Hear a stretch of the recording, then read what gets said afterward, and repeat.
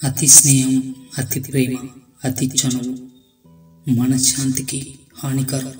అతిగా అనుబంధం పెంచుకుంటే అదే స్థాయిలో బంధాన్ని కూడా భరించాల్సి ఉంటుంది.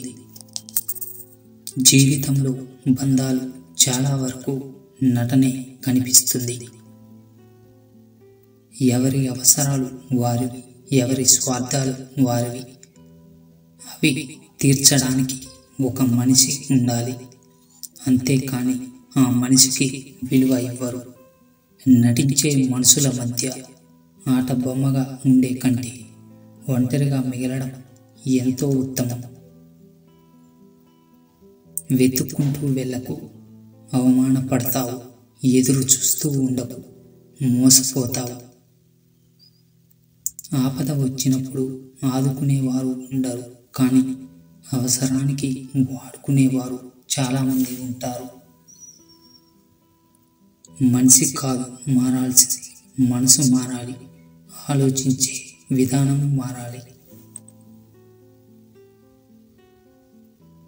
మంచిగా ఆలోచిస్తే అన్నీ మంచిగానే కనిపిస్తాయి. చెడుగా ఆలోచిస్తే అన్నీ చెడుగానే కనిపిస్తాయి.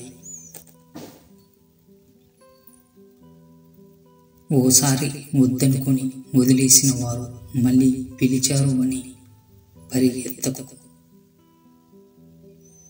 వెళ్లే ముందు ఈసారి చేసే అవమానం ఇంకెంత ఘోరంగా ఉంటుందో అని ఊహించుకో చాలు.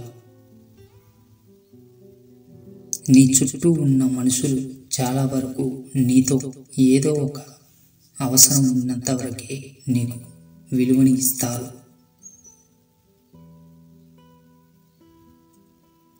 లేని వినయాన్ని ప్రేమను నటిస్తారు. ఒక్కసారి నీతో అవసరం తీరాక వాళ్ళ నిజస్వరూపాలు బయట పెడతారు. రోజులు ఎప్పుడు ఒకేలా ఉంటాయి అనుకుంటాం, కానీ నమ్మిన మనిషిలో మరో కోణం కనిపించినప్పుడు కాలం కూడా కొత్తగా కనిపిస్తుంది.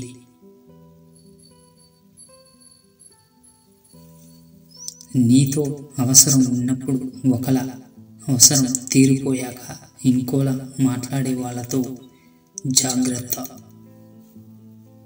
చులకనగా చూసి బంధాల వైపు ఆశగా చూడకు. ఒకవేళ వాళ్ళు నీ దగ్గరకు వచ్చారు అంటే నీ మీద ప్రేమతో కాదు, నీతో ఉన్న అవసరం కోసం మాత్రమే. కొన్ని బంధాలు మనల్ని ప్రేమిస్తున్నట్లు, గౌరవిస్తున్నట్లు అనిపిస్తాయి, కానీ వాస్తవం అది కాదు. వాళ్ళు ప్రేమిస్తున్నారని, గౌరవిస్తున్నారని మనం భ్రమలో బ్రతుకుతున్నాం అంతే.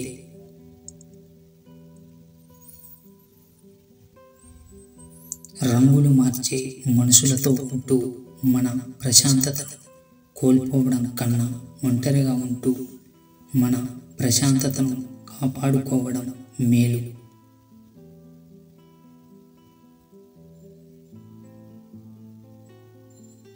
మన చుట్టూ ఉండే మనుషులు అవసరానికి ఎన్ని రంగులైనా మారుస్తారు అనే విషయం మనకు ఎప్పుడైతే అర్థం అవుతుందో అప్పుడే మన జీవితం సగం బాగుపడుతుంది. మన అనుకున్న వారి దగ్గర మన విలువ తగ్గినప్పుడు వారికి దూరం కావడం మంచిది.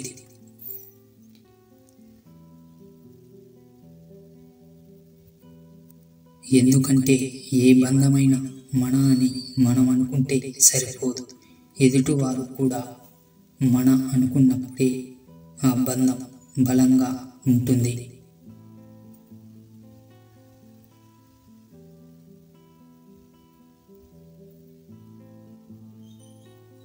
నీతో కలిసి ఉన్న అమ్మాయి హఠాత్తుగా నిన్ను వదిలి వెళ్ళిపోయింది అంటే నీతో ఆమెకు అవసరం తీరిపోయిందని అర్థం చేసుకోవాలి. లేదా నీకంటే ఎక్కువ డబ్బు ఉన్నవాడికి దగ్గరై ఉండాలి. ఒక మగాడు ఎప్పుడైతే అమ్మాయిలను చూడడం మానేస్తాడో అప్పుడే అతని జీవితం బాగుపడుతుంది.